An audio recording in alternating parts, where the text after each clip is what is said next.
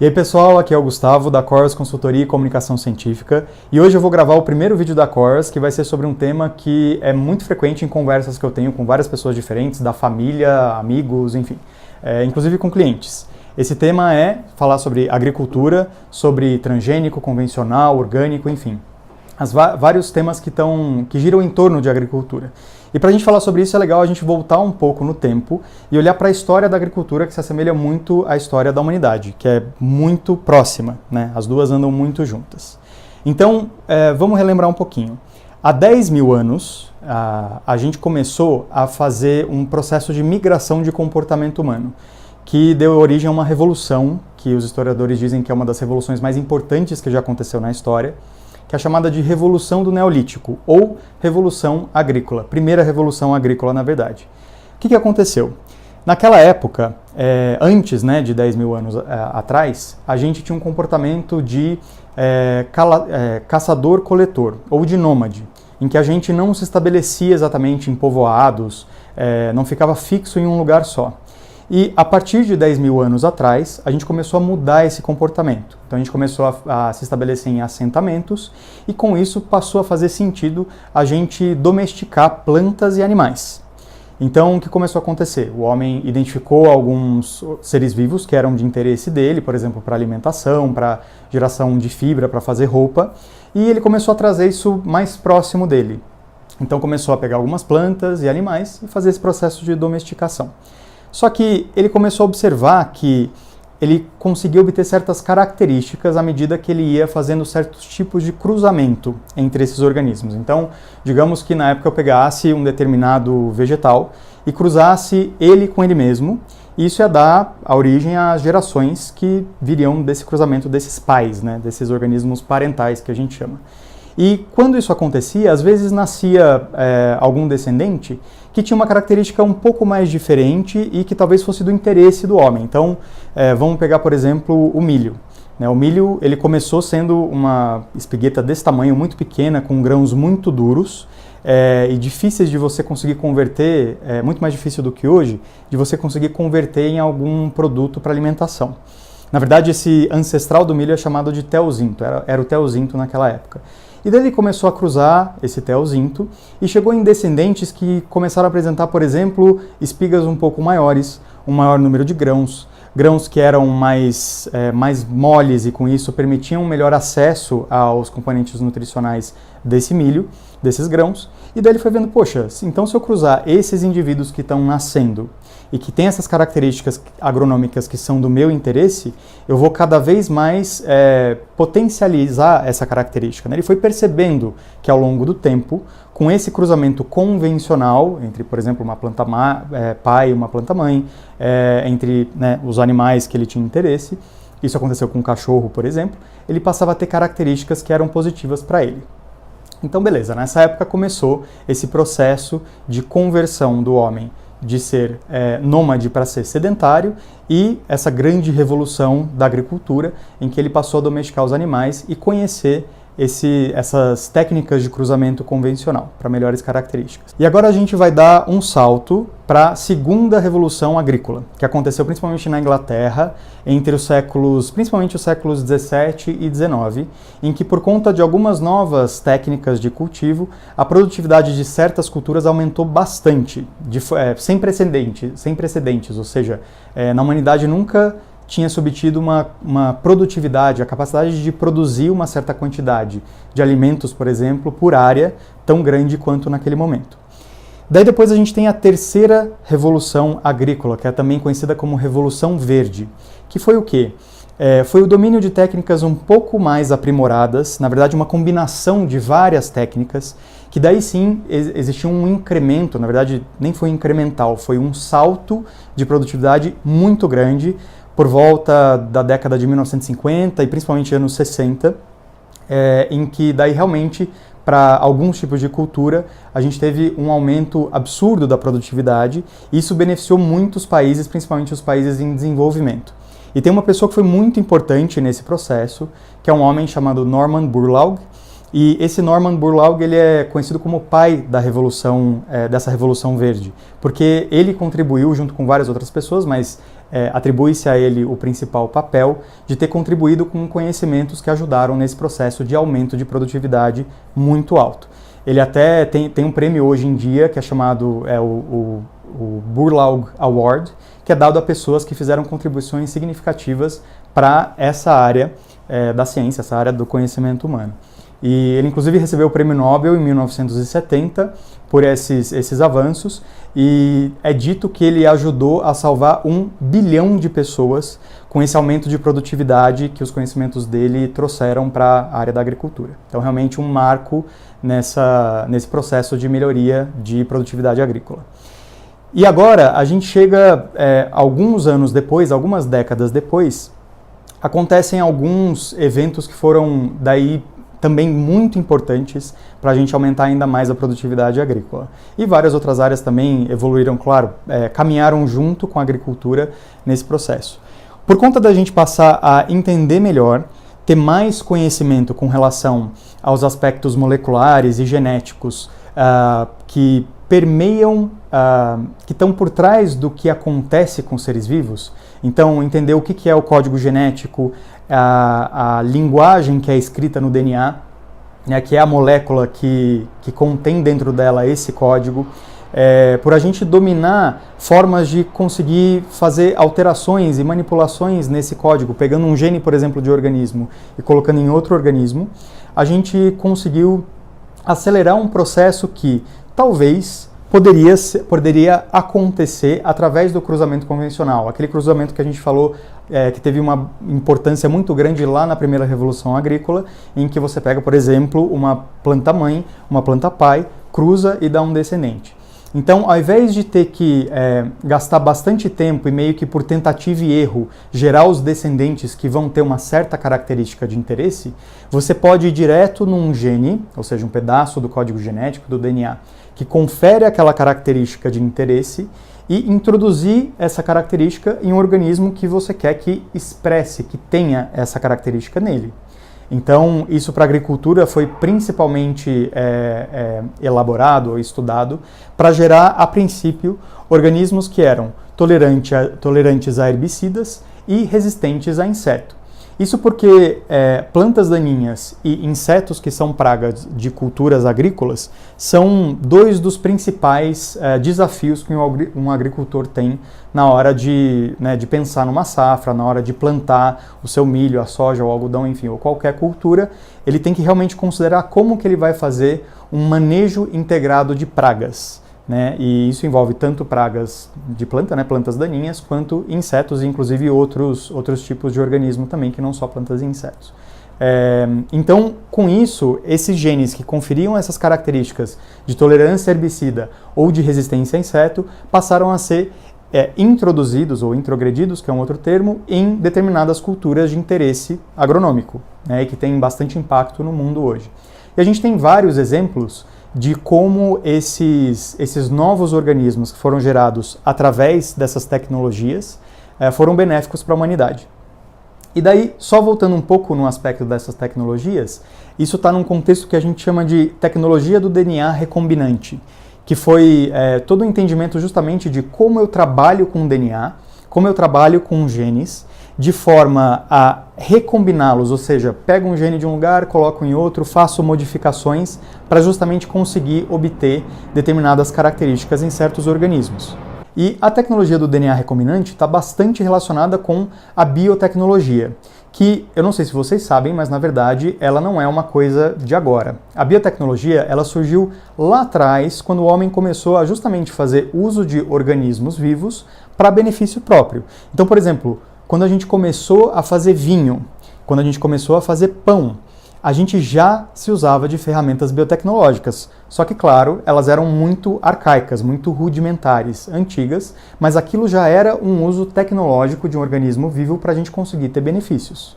O que a gente não entendia era o que estava por trás dos organismos vivos, conferindo a eles as características. Mesmo no cruzamento convencional, a gente não sabia disso. Mas hoje em dia a gente sabe que isso está no DNA, na maioria dos organismos, e hoje, com esse conhecimento do DNA e da tecnologia do DNA recombinante, a gente entra na biotecnologia moderna, ou seja, como fazer uso dos organismos vivos com conhecimento mais aprofundado, mais moderno. E os aspectos relacionados a transgênicos ou a organismos geneticamente modificados, que inclusive não são a mesma coisa, por definição, é justamente nesse contexto que esses temas se encaixam. Bom, agora com esse conhecimento a gente pode começar a falar sobre o que é OGM, o que é transgênico e métodos de cultivo convencional e orgânico, e são coisas diferentes. Então vamos lá. O que é um OGM? OGM, ou GMO, na sigla em inglês, é um organismo geneticamente modificado. O que é um organismo geneticamente modificado? Bom, se a gente se ater aos termos, né, às palavras desse termo, a gente entende que é todo organismo que passou por uma modificação genética. Só que se eu te disser que você, ao longo da sua vida, sofreu inúmeras modificações genéticas por vários fatores, inclusive por erros, entre aspas, das suas próprias células no momento de, por exemplo, duplicar o DNA, ou que quando você toma sol, você descasca porque aquilo gerou certas mutações que falaram para suas células, olha, é melhor você morrer do que carregar essas mutações para frente. Então você tem, né, um descolamento assim, solta aquela pelinha quando você toma sol, e que tem algumas células que mesmo mutadas continuam no seu corpo. Você talvez conclua algo que muitas vezes passa pela minha cabeça, que, bom, todo mundo é geneticamente modificado. Então é um termo que gera muita dúvida, porque talvez ele não seja tão preciso assim. Um outro termo que pode ser utilizado, talvez para falar melhor sobre uma modificação genética intencional, ou seja, feita pelo homem, é engenharia genética, ou organismos geneticamente engenheirados. Então daí a gente já dá um tom mais de, certo, o homem, ele tinha um objetivo específico de fazer uma modificação, foi lá e através da tecnologia do DNA recombinante, da engenharia genética, foi e fez alguma alteração, uma manipulação no código genético para um fim, né, um objetivo que ele tinha. Daí talvez seja um termo que definiria melhor. Bom, agora vamos falar sobre transgênicos. Transgênicos são um tipo de organismo geneticamente modificado, em que ele tem a seguinte característica. Se você olhar pela palavra, trans significa do outro, né? de fora, de outro lugar. Gênico, relativo ao gene. Então, transgênico é aquele organismo que foi geneticamente modificado e que contém um gene de um organismo de uma outra espécie, ou de uma espécie com a qual esse organismo naturalmente não poderia cruzar para gerar descendentes. Então, vamos falar de novo. Transgênico é um organismo que tem um gene de um organismo de uma outra espécie inserido nele. E daí, dentro de OGM, a gente tem um outro termo, por exemplo, que é muito parecido com transgênico, mas que é um outro tipo de OGM, que não é transgênico, que é chamado cisgênico. O cis, o prefixo cis, ele denota aquilo que é comum, que é de dentro, que vem do mesmo lugar. Então é quando eu pego, por algum motivo, algum interesse, eu pego um gene de uma espécie com a qual a espécie que eu quero modificar pode cruzar, e eu coloco nela. Então eu gerei um cisgênico, que é um tipo de OGM, mas que não é um transgênico.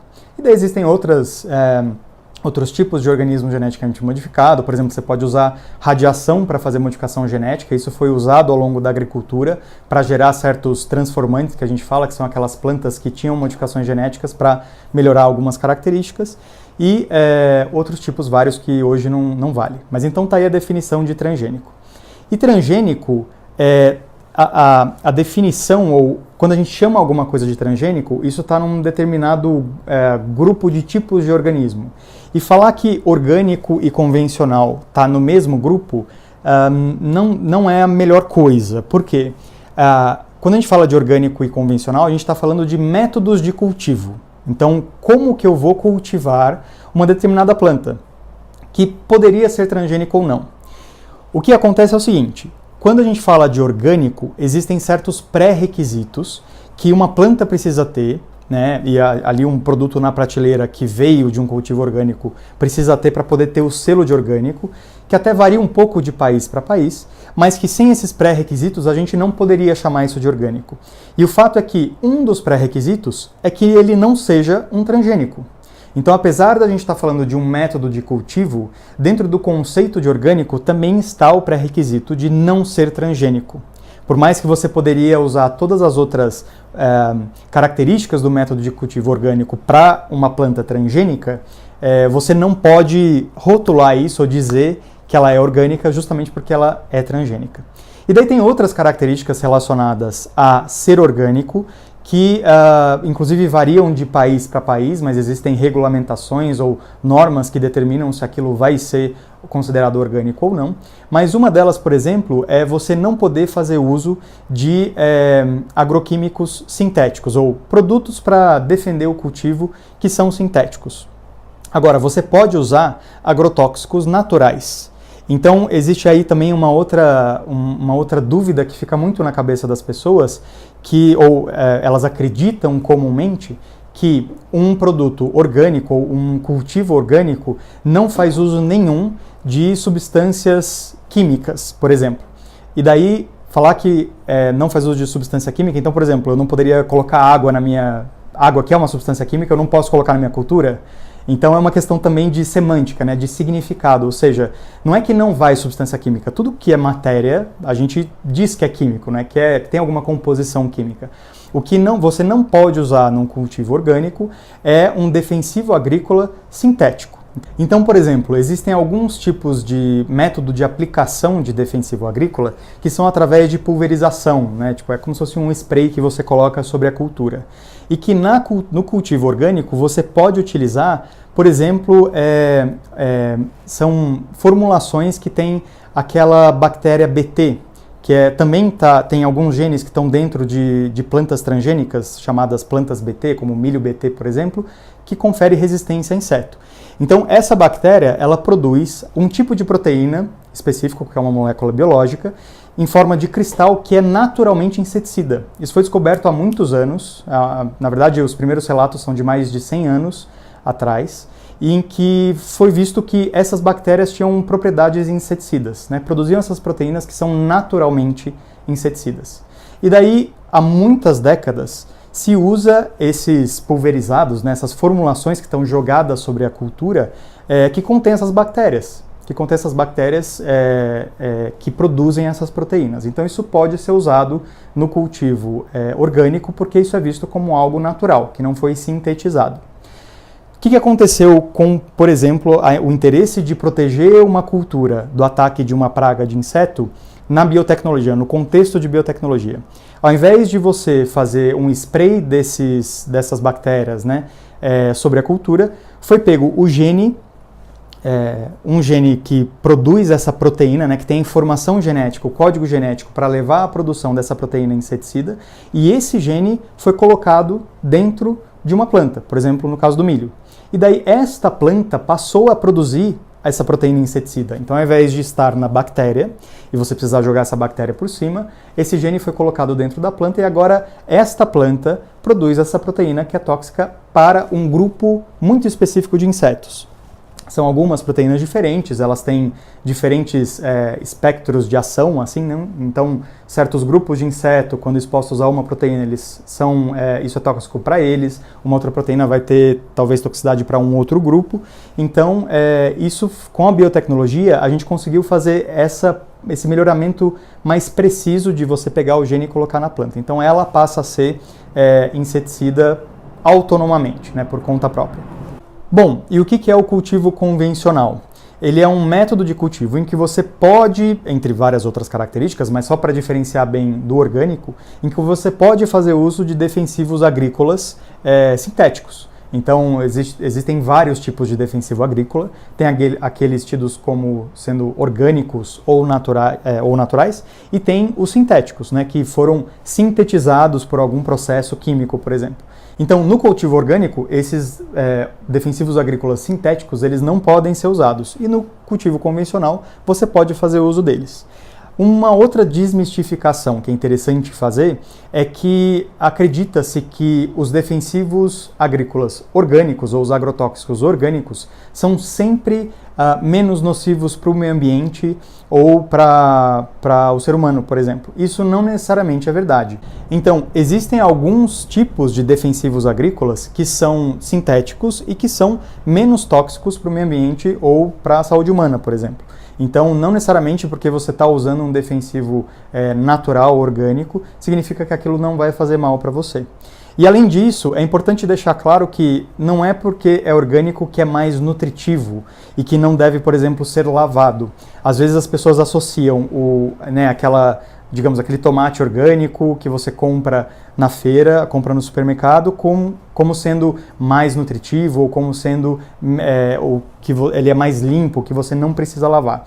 E na verdade isso não é verdade. Então, quando você compra um produto orgânico, você deve lavar ele como você lava todos os outros vegetais que você compra, sendo eles convencionais, transgênicos ou não, tanto faz. Então, essa atenção deve ser colocada também, tá? E então, é importante aí a gente agora fazer talvez um resumão de todos esses assuntos. Então, vamos lá.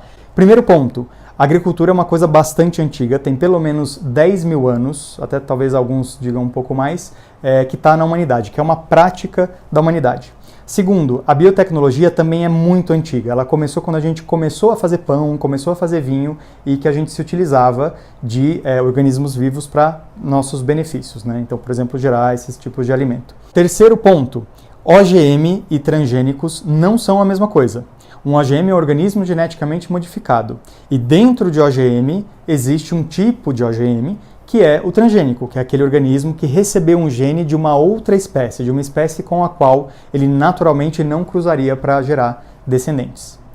Quarto ponto, você falar de orgânico e convencional é você falar sobre métodos de cultivo, que não tem a ver, não estão no mesmo nível de classificação de conhecimento que um transgênico. Um transgênico é aquele que recebeu essa modificação. E você pode cultivar um transgênico com técnicas de cultivo convencional, por exemplo. E você poderia cultivar ele com técnicas de cultivo orgânico. O fato é que, por ser transgênico, você não vai conseguir classificar ou rotular esse organismo, ou esse produto que vai estar na prateleira, como um produto orgânico. Quinto ponto. Não é porque você está comendo um alimento orgânico, né, que foi cultivado dentro das normas de cultivo orgânico, que você está comendo um alimento com maior valor nutricional, ou que esse alimento ele é mais limpo do que o convencional e você não precisa lavar em casa, por exemplo. Não, por favor, lave todo tipo de vegetal que chega na sua casa, da forma como você costuma fazer, né, e lavar bem, para que você garanta a sua saúde e a da sua família. E um sexto ponto que também é interessante da gente colocar aqui, essa questão de que não necessariamente o defensivo agrícola que é orgânico, que é de origem orgânica, ele é menos tóxico para o ser humano, para o meio ambiente, do que um defensivo agrícola sintético.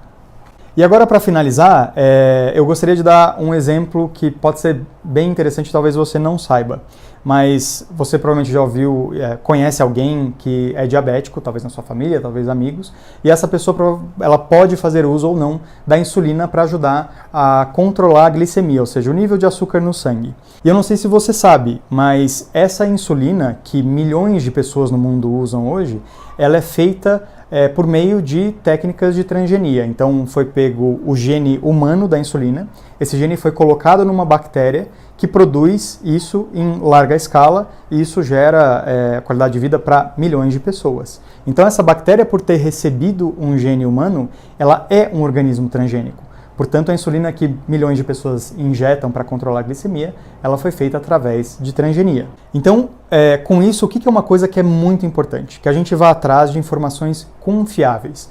Hoje em dia a gente é bombardeado por informação na internet, no celular, enfim, o tempo inteiro, e com isso existe muito espaço para vir informação que na verdade não tem fundamentação nenhuma, não tem fundamentação científica, não foram feitos estudos para entender se aquilo realmente é verdade ou não é, ou se aproxima da verdade ou não.